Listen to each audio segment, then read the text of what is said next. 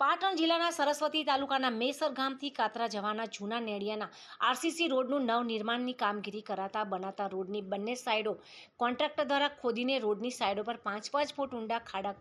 પડી જતા રાત્રિ દરમિયાન મેસર ગામથી કાત્રા જવાના રોડ પર અકસ્માત સર્જવાની ઘટના સામે આવી છે।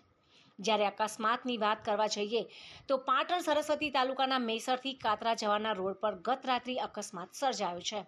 આ અકસ્માતમાં બે ગાડી સામસામે ટકરાતા ઇકો ગાડી રોડની સાઈડમાં ખાબકતા ઇકો ગાડીના ચાલક સહિત ગાડીમાં સવાર લોકોનો આબાદ બચાવ થયો હતો। મળતી માહિતી અનુસાર પાટણ જિલ્લાના સરસ્વતી તાલુકાના મેસરથી કાત્રા તરફ જતા રોડ પર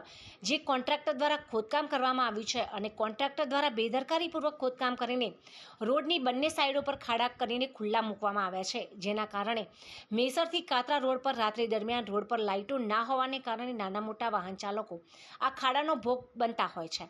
ત્યારે આ સંદર્ભે